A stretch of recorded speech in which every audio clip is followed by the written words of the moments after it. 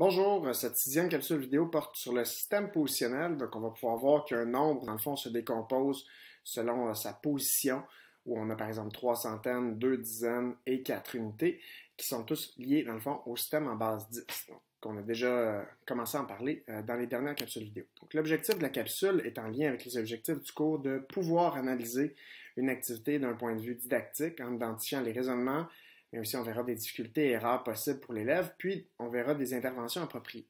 Puis on va aussi s'appuyer sur toute connaissance mathématique sur l'utilisation de différents instruments, dans ce cas-ci du matériel de manipulation, toujours en exerçant un jugement critique. Donc le système de position, donc dans notre système de numération, il a été construit en fait selon un principe d'écriture positionnelle des chiffres dans un nombre. Donc, il a été convenu que la position des unités dans un nombre naturel se situe à droite des autres chiffres. Donc, c'est le premier à droite dans les nombres naturels. Ce ne sera pas le cas dans les nombres décimaux, mais pour l'instant, c'est le cas. Donc, ce principe s'inscrit à l'inverse dans la lecture des nombres, où on lit de gauche à droite. Donc, ça peut occasionner des difficultés d'apprentissage de cette règle, qui est en apparence simple pour nous, parce que ça fait longtemps qu'on l'utilise. Donc, par exemple, le nombre 123 n'a pas la même valeur que le nombre 321, même si ce sont les mêmes chiffres. Pourquoi? Parce qu'ici, le 1 représente des centaines et ici, il représente des unités. Donc, l'ordre de chacun des chiffres est important. Il indique la grandeur de groupement, donc unités, dizaines, centaines, toujours en partant de la droite. Aussi, dans le nombre 222, chacun des chiffres 2 représente une valeur différente qui correspond au niveau de groupement de chacun des chiffres dans le nombre. Donc, les unités ne sont pas regroupées. Donc ici, si je prenais mes blocs en base 10, mes unités ne sont pas regroupées, j'ai 2 unités, tandis que mes 2 dizaines, j'ai 2 groupes de 10 unités. Et mes centaines, en fait, sont des groupements de groupements. Donc j'ai comme 10 paquets de 10, donc 10 dizaines qui, elles, sont composées chacune de 10 unités. Ça pour chacune des centaines. Donc, écrire les chiffres dans un certain ordre pour former des nombres, c'est en soi tout un apprentissage qu'on a appris avec le temps, mais qui n'est pas si intuitif que ça pour les élèves. Donc, en comprendre la signification représente un défi qui peut prendre un certain temps à relever. Donc, au premier cycle du primaire et même parfois jusqu'au deuxième cycle du primaire, on va retrouver des difficultés des élèves par rapport à ça, d'apprendre à travailler avec ce système de position en base 10. Donc, je vous demanderai ici de représenter en fait 479 avec des blocs en base 10, donc avec les blocs que vous avez pour le cours. Maintenant que c'est fait, on va aller voir ce que vous avez. Donc, dans le nombre 479, le chiffre 4 est en position centaine, le chiffre 7 en position dizaine, le chiffre 9 en position unité. Donc, je l'ai fait moi de mon côté. Je vais essayer de vous le montrer de mon mieux. Donc, on aurait ici 479. Donc, on ne voit pas au complet les centaines, mais on a ici donc 4 centaines, 7 dizaines et 9 unités, donc 479. Donc, dans le nombre 479, il y a 479 unités parce que si on séparait chacune des centaines, on voit que dans chacune des centaines, il y a 100 unités. Dans chacune des dizaines, il y a 10 unités. Donc ici, on a 100, 100, 100, 100. Donc, on a nos 400 unités. On aurait ici 70 unités et 9 unités, ce qui nous donne bien 479 unités. Une autre façon de le décomposer serait de dire que 47 dizaines complètes. Pourquoi 47 dizaines complètes? Dans chacune des plaquettes de 100, il y a 10 dizaines, qui est un matériel apparent mais non accessible, comme on avait déjà vu. Donc 10 dizaines, donc j'ai 40 dizaines ici avec mes 4 centaines, plus mes 7 dizaines, donc 47 dizaines complètes. Puis j'ai 4 centaines complètes aussi. Donc, voilà pour le matériel en base 10. Me revoilà. Donc, le recours à du matériel des objets de tous les jours, là, comme des jetons, on avait vu, ou des attaches à pain, ou des boutons, peut aider les élèves à visualiser les quantités et la formation de groupements de 10 que représente l'écriture des nombres. Donc, ça peut être des objets de tous les jours ou plus formalisés, comme on vient de voir avec des blocs en base 10. Mais dans tous les cas, le matériel reste très important pour donner du sens au nombre, en fait. Donc, travailler le sens du nombre avec les enfants. Toujours dans le système de position, il y a plusieurs apprentissages qui sont à faire pour saisir le sens d'un nombre. Donc, par exemple, dans le nombre 479, 4, ici, dans le nombre 479, ça représente 4 centaines. Le 4 est à la position des centaines. Donc, il vaut une plus grande quantité que le 9, qui, lui, est 9 unités. Pourtant, si on regarde seulement les chiffres, ben, le chiffre 4, en fait, le nombre 4 vaut moins que le nombre 9, mais il faut regarder la valeur selon sa position et pas seulement le chiffre, peu importe où il est. Et de la même manière, le 0, en fait, a une certaine signification dans un nombre. Donc, ça ne veut pas dire qu'il n'y a rien. Donc, oui, ça veut dire que le 0 ici, il y a 0 dizaines, mais on ne peut pas dire qu'il n'y a rien, donc on peut l'enlever. Parce que si on l'enlève, ça va décaler les autres positions, puis ça ne sera plus le même nombre. Donc, si il y a dans le nombre ici 400 105, si on veut s'intéresser, dans le fond, au nombre de dizaines, ben, on va regarder ici, j'ai combien à partir des dizaines en montant, mais je vais avoir 40 000 10 dizaines, 40 000 10 dizaines. Si je veux m'intéresser aux centaines cette fois-ci, je vais avoir 4001 centaines complètes. Puis, si je veux m'intéresser aux unités de mille, 400 unités de mille. Puis, on pourrait regarder aussi les dizaines de mille, donc 40 dizaines de mille. Et 4 centaines de mille aussi, qu'on aurait pu ajouter. Donc, c'est primordial de se préoccuper du sens accordé au zéro dans les situations qu'on présente aux élèves, puis de l'impression de vide aussi que le chiffre peut laisser dans leur tête à propos de ce nombre. Il ne faudrait pas qu'ils pensent que, puisque c'est vide, on peut l'enlever. Donc, c'est un système en base 10 qu'on a. Donc, pour des raisons d'économie de noms et de symboles, les systèmes les plus efficaces sont ceux qui reposent sur des regroupements à un certain nombre d'éléments, toujours le même. Donc, on a déjà parlé de ça là, dans une capsule vidéo précédente. Donc, les groupements là, qui sont les bases de numération. Donc, on n'est pas obligé d'y aller. C'était pas obligatoire de choisir 10 comme base, mais pourquoi en fait c'est plus efficace base 10 que base 2 ou base 30 par exemple? Ben, base 2, le gros inconvénient d'une petite base, c'est que dès qu'on aurait en fait deux unités, on passe à une unité supérieure. Donc dès que j'ai deux jetons, je fais un groupement de 2. Puis dès que je vais avoir deux groupements de 2, je vais avoir un groupement de deux groupements de 2. Donc une quatraine si on veut. Mais là, rapidement, comme ça, je vais avoir beaucoup de regroupements. Donc, ça simplifie le système, mais ça va alourdir l'écriture. Donc, si ce nombre-là, qui est en base 2, il représente, dans le fond, 7351 en base 10. Donc, vous voyez à quel point c'est plus efficace, plus compact d'écrire 7351 que d'écrire tous ces symboles-là en base 2. Au contraire, si on avait utilisé base 30, ben, une grande base va nécessiter un plus grand nombre de symboles. Donc, 30 symboles seraient nécessaires en base 30. Tout comme nous, on a besoin de 10 symboles en base 10. Donc, nos chiffres qui sont des symboles de 0 à 9, en fait. Donc, si on allait en base 30, ça nous prendrait 30 symboles. Donc, ce serait un peu plus complexe de se rappeler de tous ces symboles-là. Toujours dans le système en base 10, bon, on pourrait se demander maintenant, OK, oui, c'est plus efficace 10 que par rapport à 2 ou par rapport à 30, mais pourquoi 10? Pourquoi pas 12, par exemple? Ben, comme j'en avais déjà parlé précédemment, ça prend son origine dans le nombre de doigts de deux mains. Donc, ça a toujours été des outils disponibles et efficaces pour compter là, chez l'être humain dès l'ébauche de la numération. Donc, pour nos ancêtres, c'est sûr que le nombre de doigts dans une main a inspiré notre système actuel de numération, même s'il y a d'autres bases qui ont été utilisées à l'occasion, notamment dans notre numération orale, on avait vu que 70, on s'appuie sur la base 60 pour faire 70, ajouter une dizaine à 60, mais on retrouve aussi dans d'autres domaines, comme pour le temps, pour la mesure du temps, on retrouve la base 60. Donc, on a 60 secondes dans une minute, on a 60 minutes dans une heure. Donc, nos deux premiers niveaux de groupement sont en base 60, puis après, bon, c'est 24 heures dans une journée, on sort de la base 60, mais quand même, les deux premiers niveaux de regroupement sont en base 60. La base 2 est aussi très importante dans le système binaire. Donc, tout ce qu'on a à informatique, en fait, est appuyé sur des zéros, une série de 0 et de 1, qui signifie s'il y a une absence ou une présence d'une unité ou à un rang. Tout ce qui est les pixels, en fait, ça fonctionne comme ça dans votre écran pour dire, OK, ici, il ne devrait rien y avoir, donc 0 ou 1, il devrait y avoir un petit point. Et c'est ça qui peut faire représenter tout ce qu'on peut voir à l'écran. Donc, le système binaire en informatique est aussi très important. Donc, oui, la base 10, on l'utilise beaucoup, mais on retrouve encore des utilités à d'autres bases dans le système. Donc, si on essaie de faire un bilan un peu global par rapport aux 3 dernières capsules vidéo autour de la numération, bien, on retrouve dans le fond 3 principes importants. Donc le groupement, donc l'idée de base, dans le fond, là, après un certain nombre, on va faire un groupement selon notre base, c'est une base 2, 10. Ensuite, la valeur de position dans l'écriture, selon où se trouve, si c'est un système de position, ben, le chiffre selon sa position va avoir une certaine valeur. Puis le dé d'échange.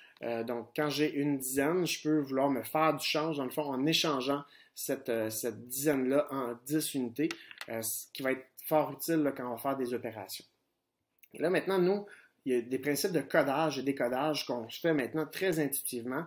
Si on revoit une quantité ici, un certain nombre de X, on peut les compter et dire, bon, ben, il y en a 20. Et là, associé à un certain nombre 20, et que je pourrais associer à une écriture décimale 20. Donc, nous, ça se fait presque automatiquement maintenant, mais ce n'est pas le cas pour des jeunes enfants. Donc, il faut se rappeler ça, que ces principes-là de codage et décodage doivent être travaillés. On peut faire sortir aussi des particularités autour de la numération. Par exemple, bon, que c'est un système en base 10, comme on a dit, et la base est régulière dans l'écriture en chiffres d'une position à l'autre. C'est toujours quand j'ai 10 d'une certaine unité, on passe à l'unité supérieure. Donc, toujours en lien avec la base 10, donc 4368, j'ai 4 unités de 1000, donc 4 fois 1000. Donc, 1000, dans le fond, c'est 10 fois 10 fois 10. Donc, 10 groupements de 10 groupements de 10 unités. 3 centaines, donc 3 fois 100, et 68, donc 6 fois 10, 8 fois 1.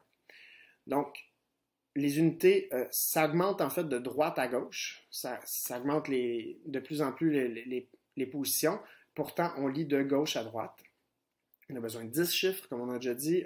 Il y a la présence d'un zéro. Donc, un zéro en une position est important, on ne peut pas juste l'enlever. Puis, il y a des différences importantes entre l'oral et l'écrit, comme on l'a déjà vu de façon plus approfondie dans une capsule précédente. Donc, on avait vu aussi dans une capsule précédente 4 types de difficultés en lien avec la numération. J'avais gardé celle de la position, en fait, pour en parler dans cette capsule. Donc, il y a certaines difficultés qui sont rencontrées par les élèves qui résultent des termes utilisés. Par exemple, pour un nombre naturel, le mot unité désigne au moins 3 idées en lien avec la position. Donc, il peut justement représenter une position, peut représenter un groupement d'unités ou une quantité d'unités. Donc, pour la position, dans le nombre 354, 4 est à la position des unités. Aussi, unité peut représenter un groupement d'unités. Donc, pour le nombre 7389, 7 représente des unités de 1000. Donc, on sert encore là du mot unité, mais pour représenter un groupement d'unités. Puis, ça peut représenter aussi une quantité d'unités. Donc, pour le nombre 423, il y a 423 unités.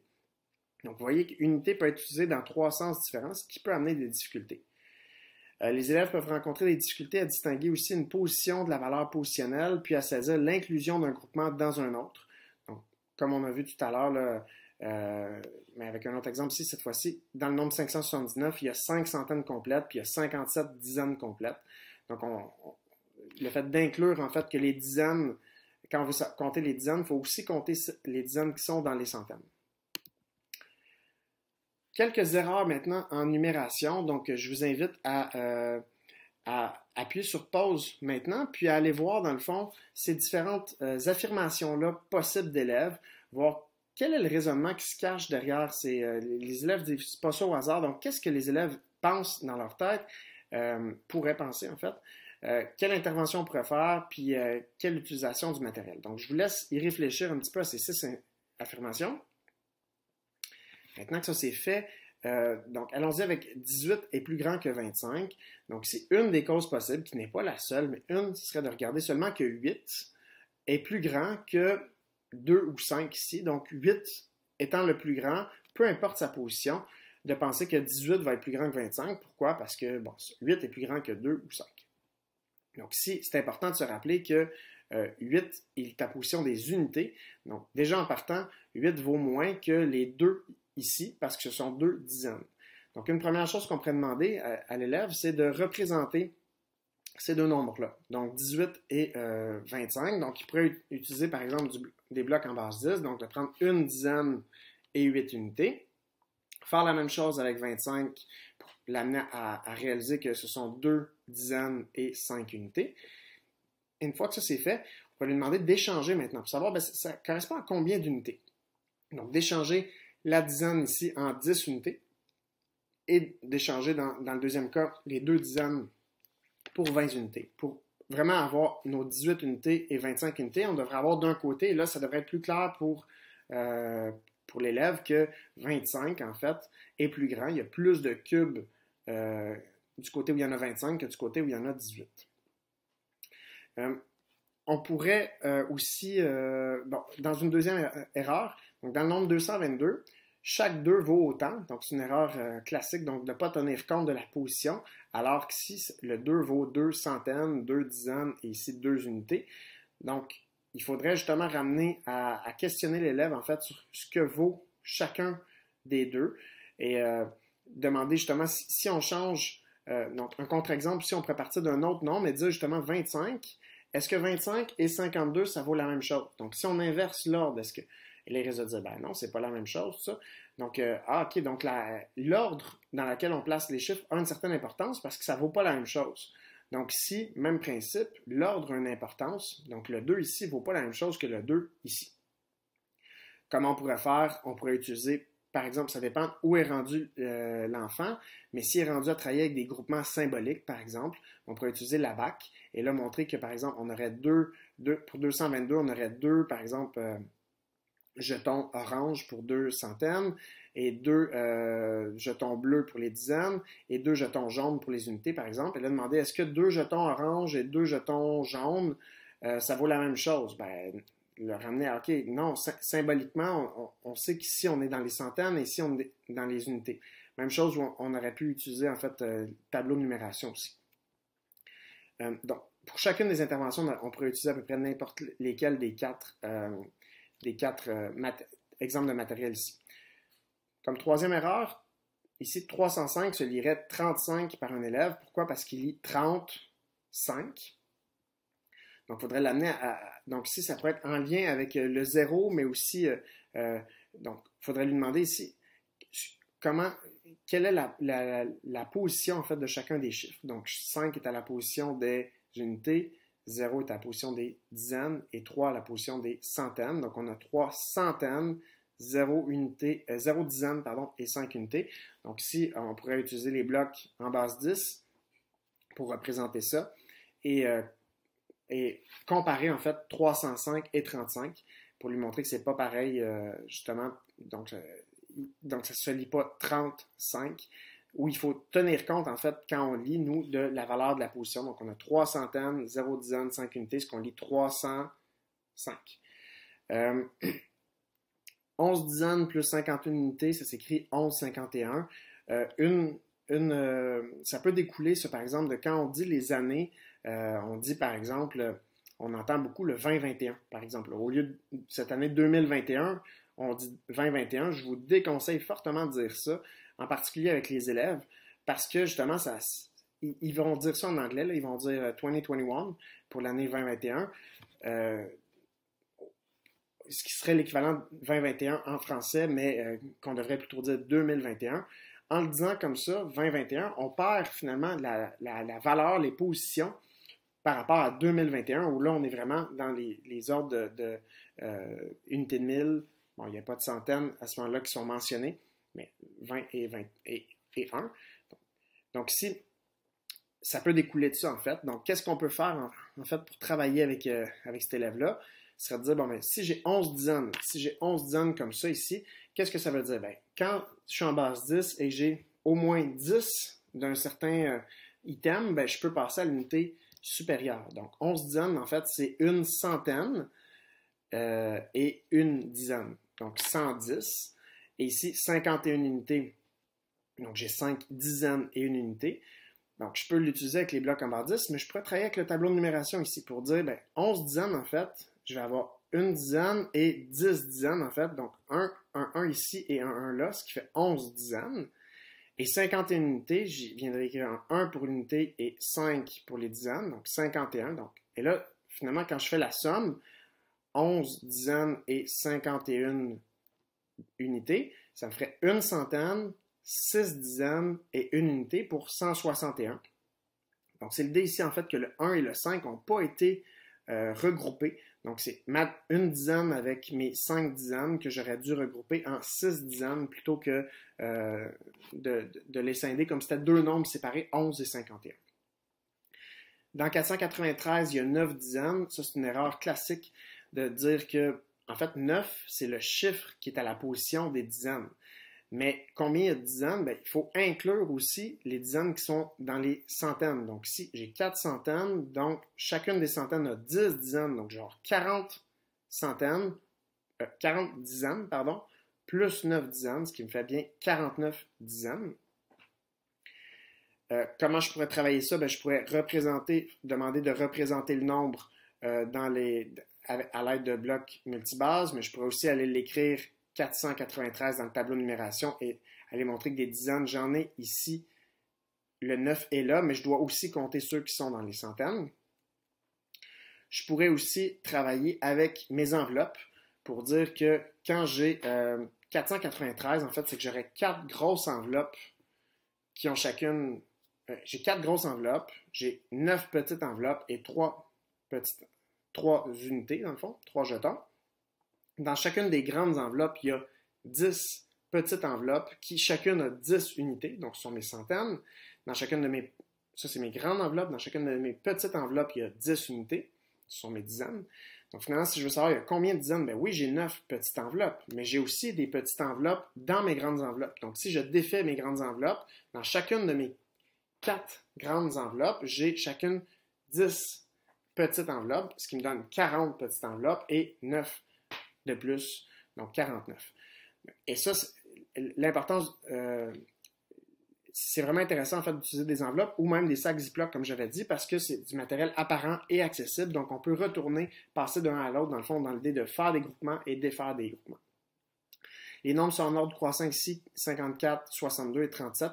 Une erreur une explication en fait de cette erreur-là, ça pourrait être un peu comme la première ici, ce serait de dire qu'ici, ben, c'est le 5 qui est le plus grand, ici c'est le 6 qui est le plus grand, ici c'est le 7 qui est le plus grand.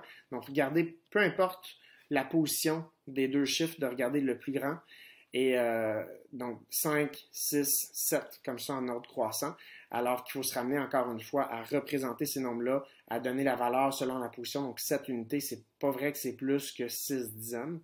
Donc, vraiment travailler la position en représentant chacun de ces 3 nombres-là, avec peu importe le matériel qu'on peut utiliser. Si on zoome un petit peu sur le tableau de numération, bien, ça peut être intéressant, puis on peut l'utiliser de différentes façons. Donc, le tableau de numération vient séparer vraiment en colonnes selon nos positions. Donc, le nombre 123, on peut l'écrire, j'ai une centaine, 2 dizaines et 3 unités, l'écrire comme ça avec mes chiffres. Je peux aller placer ici le nombre de jetons pour dire j'ai une centaine, 2 dizaines et 3 unités. Et je peux aller écrire ici ce que ça vaut. Donc, si j'ai une centaine, donc 100, 2 dizaines, 20 et 3 unités, 3. Donc, 123. Donc, ça peut être utile de travailler dans le tableau de numération pour représenter les nombres. On le verra aussi en lien avec les opérations sur les nombres. Donc, pour représenter les nombres, vous avez vu que les différentes interventions avec le matériel, le matériel nous sert à représenter les nombres. Et ça nous aide à travailler, dans le fond, donner du sens au nombre, donc travailler le sens du nombre. Donc, pour représenter concrètement des nombres, on peut utiliser différents types de matériel. On en voit plusieurs types ici dont on a déjà un peu parlé. Il y a différentes propriétés dont on a parlé aussi en lien avec le matériel. Donc, matériel symbolique, apparent, non accessible, apparent et accessible. Donc, chacun a des avantages et des exigences qui sont variables, qui est important de connaître. Donc, en termes de différents matériels, il y en a d'autres aussi qui existent, mais ceux-là sont peut-être les plus répandus. On a des blocs multibases que vous devriez avoir normalement sous la main. Il y a des ébacs et des bouliers. Il y a des jetons et des enveloppes, comme je parlais tout à l'heure. L'équivalent en sac Ziploc aussi. Il y a des tableaux de numération ou des planches de numération. Puis, il y a aussi... principalement pour les fractions, on peut travailler avec les blocs modèles, comme ici, et les réglettes que vous avez aussi en votre possession. Donc, on reviendra sur ces deux types de matériel-là plus tard dans la session, mais pour l'instant, surtout les premiers pour la numération, en fait, vont être très utiles. Donc, normalement, l'idéal, en fait, c'est de faire manipuler les enfants pour que si on veut travailler avec les blocs en base 10, par exemple, qu'ils puissent avoir le matériel pour pouvoir représenter, donner du sens, dans le fond, au nombre, comme on a pu le faire dans la capsule vidéo. Mais s'ils ne l'ont pas, si on n'en a pas pour chacun des élèves, si on doit faire de l'enseignement à distance, par exemple, ben, ça peut être intéressant d'avoir une version papier, de leur permettre, en fait, c'est mieux de façon concrète, mais ça peut leur permettre d'avoir une alternative, en fait, puis de travailler avec le papier. Donc, sur Moodle, j'ai mis, dans le fond, un document de matériel en papier pour travailler la base 10. Vous allez retrouver des blocs multibases, donc vous allez pouvoir, si vous le souhaitez, imprimer des centaines, des dizaines, des unités.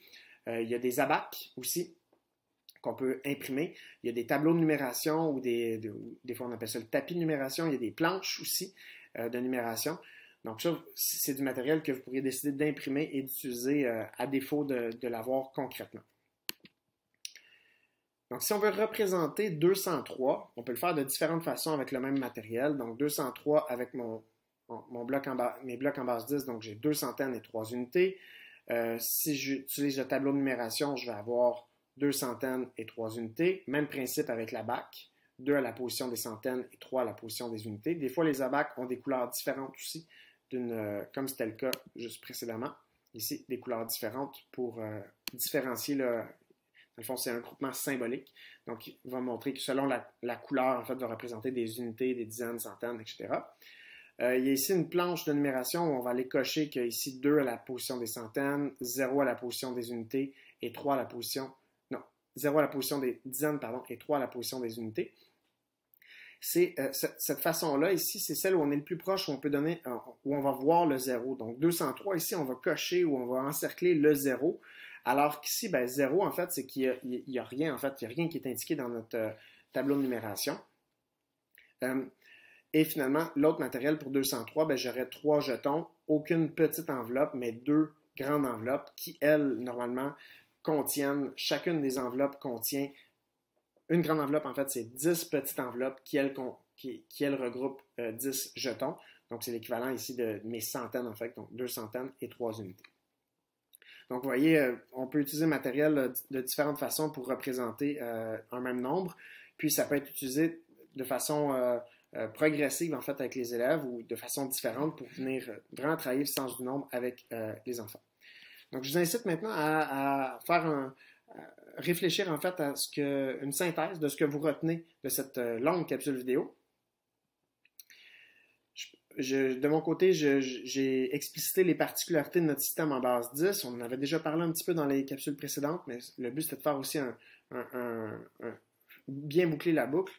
On a pu nommer des difficultés reliées au système positionnel. J'ai analysé des erreurs d'élèves, en expliqué des causes possibles aussi, puis proposer une intervention en lien avec ces erreurs-là. Puis j'ai proposé d'utiliser du matériel de manipulation pour donner du sens au système positionnel. Donc j'espère que vous avez apprécié. Au plaisir d'en discuter avec vous à la prochaine séance de classe virtuelle.